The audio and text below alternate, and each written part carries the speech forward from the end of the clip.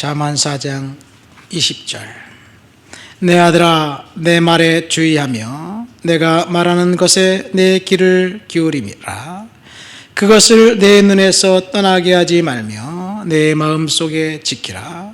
그것은 얻는 자에게 생명이 되며 그의 온 육체의 건강이 됨이니라. 모든 지킬 만한 것 중에 더욱 내 마음을 지키라. 생명의 근원이 이에서 남이니라. 구부러진 말은 내 입에도 버리며 삐뚤어진 말을 내 입술에서 멀리하라. 내 눈은 바로 보며 내 눈꺼풀은 내 앞을 곧게 살펴 내 발이 행한 길을 평탄하게 하며 내 모든 길을 튼튼히 알아. 좌로나 우로나 치우치지 말고 내 발을 악에서 떠나게 하라. 아멘. 잠언에는 삶의 지혜가 있지요. 잠언에는 예수 그리스도도 없습니다. 십자가의 보혈도 없습니다. 성령의 능력과 강력한 역사도 나타나지 않습니다. 기도했고 응답받았던 간증도 여기에는 없습니다. 그러나 인간의 역사에서 가장 영향을 끼친 성경이 있다면 그것은 잠언입니다.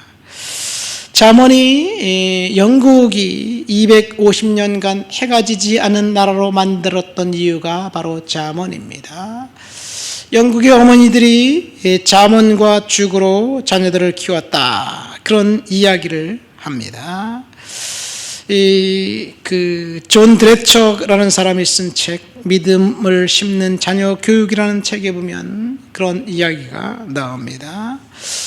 당시 영국은 너무너무 가난했습니다. 정말로 가난했습니다. 먹을 것이 없었습니다. 그러나 아이들을 잠언으로 키웠고 그리고 죽으로 키웠습니다.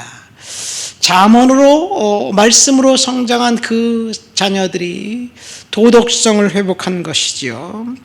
이 프랑스가 대혁명이라는 그 혁명을 하면서 서슬퍼런 루이 14세 황제의 권력을 이제 전복했습니다.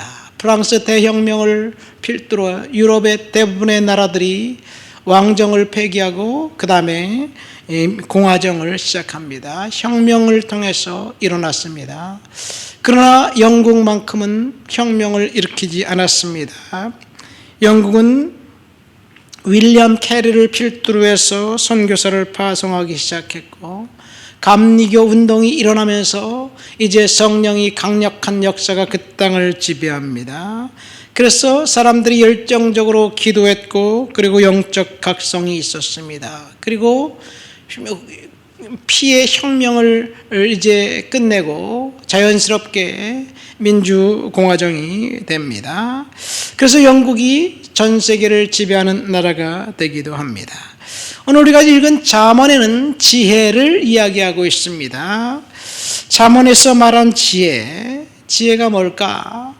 사실 지혜는 하나님으로부터 받는 거예요. 이 지식을 통해서 지혜를 얻는 것 같지만 사실은 그렇지 않습니다. 지혜는 하나님의 말씀이 주는 거예요. 그러면 지식은 뭐냐? 학문이지요. 이 지식을 통해서, 학문을 통해서 세상을 바꾸려고 했습니다. 그 일이 언제 있었느냐? 공산주의 혁명이 바로 세상의 가장 아주 상위의 지식계층들이 자신들의 이론으로 세상을 바꾸고 유토피아를 만들 수 있다는 생각에서부터 출발했습니다.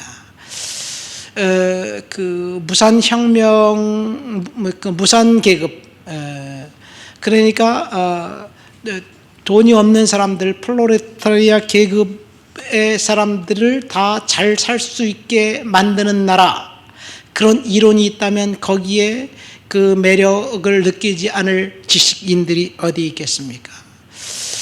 전 세계 모든 나라의 지식인들은 공산주의 혁명이 일어났을 때 다 거기에 매력을 느껴서 그쪽으로 가서 거기에서 자신의 인생들을 꿈꿨어요. 우리나라도 마찬가지입니다. 최근까지도 공산주의 주사파 이론에 매력된 지식인들, 대학생들, 청년들 보세요. 왜 그렇습니까? 이 불평등한 사회 구조를 만들 수 있죠. 전복해서 평등한 사회로 만들 수 있다는 그 지식은 굉장한 매력입니다. 그러나 인간의 지식으로 세상을 바꿀 수가 없습니다. 하나님의 지혜로 세상을 바꿀 수 있습니다. 오늘 말씀 23절 말씀을 보니까 모든 지킬 만한 것 중에 더욱 내 마음을 지키라. 생명의 근원이 이에서 남이라. 이 잠언에서 이야기하는 지혜는 마음을 지키는 것이 지혜입니다. 도대체 마음은 무엇일까요? 한문으로 보면 마음 심자를 써 있죠. 마음 심자는 심장을 이야기하기도 합니다. 그러면 우리의 마음에 들어있는 것은 심장인데 심장은 생각입니다. 그러니까 생각은 마음에 있습니다. 그래서 사람들은 자기에게 하고 싶은 것을 한다라고 할 때 마음이 있어. 생각하고 싶은 것 생각이 없을 때 마음이 없어라고 이야기합니다. 자, 여러분, 마음에 무엇이 들어있느냐에 따라서 우리의 인생이 달라집니다. 마음에 어떤 사람이 마음에 든다, 안 든다라고 말할 때 그 말의 의미는 무엇일까요? 왜 마음에 들고 마음에 안 들까요? 마음에 안 드는 것은 그 사람의 속사람 때문에 그런 게 아니에요. 겉으로 보이는 외모, 입은 옷의 색깔, 그리고 냄새, 얼굴 모양, 그런 것들 때문에 이제 마음에 든다, 마음에 들지 않는다라고 표현합니다. 그 사람이 무슨 생각을 하고 있는지 그 생각 때문에 마음에 들지 않는다라는 것은 두 번째 문제예요. 왜냐하면 그 생각이 표현되었을 때, 그래서 그 생각이 나와 다를 때, 그때 마음에 안 든다라고 이야기하겠지요. 어쨌든 사람의 마음, 그 생각은 우리의 인격이 됩니다. 상대방의 의도와 상관없이 우리는 사람들을 좋아하기도 하고 싫어하기도 합니다. 우리의 행동은 마음에서 나옵니다. 그러니까 마음의 상태에 따라서 인간의 행동이 결정되는 거죠. 만약 내가 기분이 나쁘면 자연스럽게 행동이 무례하게 그리고 잔인하게 나오게 되어 있어요. 내가 기분이 좋으면 상대방이 어떤 상황이든지 상관없이 기분 좋고 친절하고 그리고 짜증내지 않습니다. 그러니까 상대방의 상황에 따라서 내 행동이 이걸 하는 게 아니라 내 마음의 상태에 따라서 내 마음의 상태에 따라서 내가 행동하는 거죠. 그렇다면 여기서 한 가지 질문이 있습니다. 사람들의 마음을 컨트롤할 수 있을까요?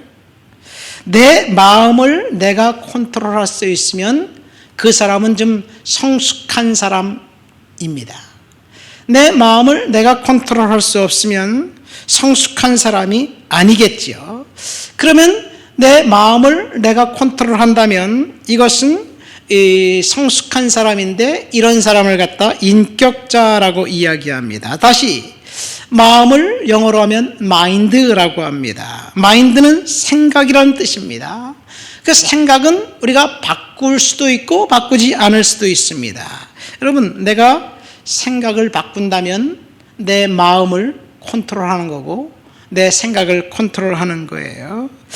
그렇지만 내 생각을 바꾸지 않는다면 그것은 고착되어 있는 상태입니다. 우리는 수만 가지 생각이 우리들의 마음속을 스쳐 지나갑니다. 수도 없이 많은 생각들이 스쳐 지나갑니다. 그 스쳐 지나가는 생각 속에서 우리들이 무엇을 잡아야 될까라고 볼 때 오늘 본문 23절 말씀에 내 마음을 지키라. 그 말씀이 무슨 말일까요? 마음을 지킨다는 것은 우리의 마음속에 여러 가지 생각들이 지나가고 있는데 그 지나가는 생각 중에서 우리가 붙잡아야 될 것, 버려야 될 것들이 있다는 이야기예요. 붙잡아야 될 것을 무엇을 붙잡아야 될까요? 긍정적인 생각 붙잡아야 되고 부정적인 생각 버려야 될 줄 믿습니다. 그러니까 인간의 행동은 우리의 생각을 무엇을 바꾸느냐에 따라서 생각이 바뀝니다. 이 요셉은 어느 날 갑자기 자기 약혼자, 정혼자 부인될 여성이 임신했다는 소식을 들었습니다.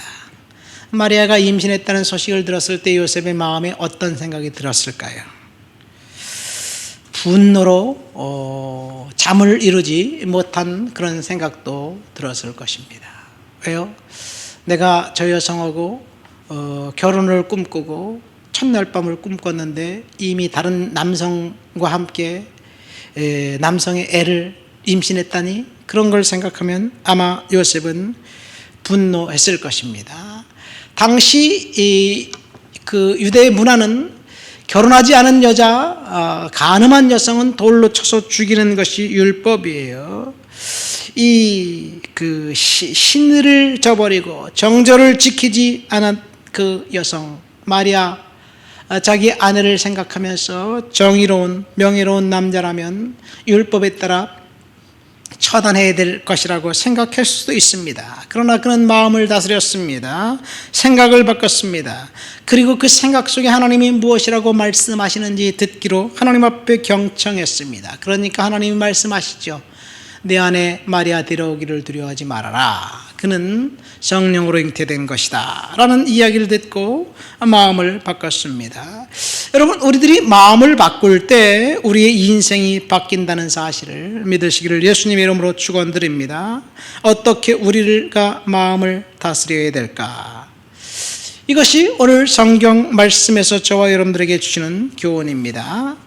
이 마음을 바꾼다, 그것은 사실은 생각보다 쉽지 않습니다. 왜냐하면 그 사람들의 마음을 통해서 신념이라는 것이 생기기 때문에 그렇습니다. 마음속에 작동하는 것이 신념이에요. 그래서 이 마음을 바꾸는 것은 부정적으로 보면 이 북한의 김일성, 우리 어렸을 때 들은 이야기 있잖아요. 아이들이 타가소에서 양식을 사과를 하나 주면서 누가 줬냐? 어버이 수령님이 줬습니다. 어버이 수령님이 줬습니다. 계속 이 이야기를 들으니까 아이들은 어버이 수령님이 그 어버이고 수령님을 위해서 눈물을 흘려가면서 수령님을 위해서 몸을 바치기까지 하고 죽기까지 하는 거예요.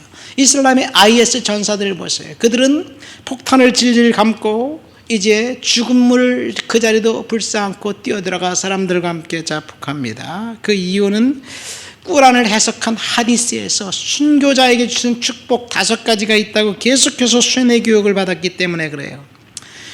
순교자는 천국 간다. 순교자는 천국 가서 72명의 처녀들과 결혼한다.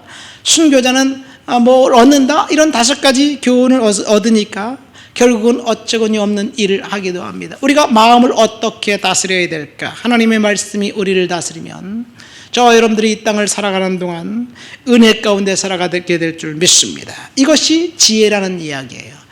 하나님이 주신 지혜 가지고 우리의 마음을 다스려서 지금 우리의 환경이 녹록하지 않고 환경이 힘들지라도 믿음으로 견뎌 나가시기를 예수님의 이름으로 축원드립니다.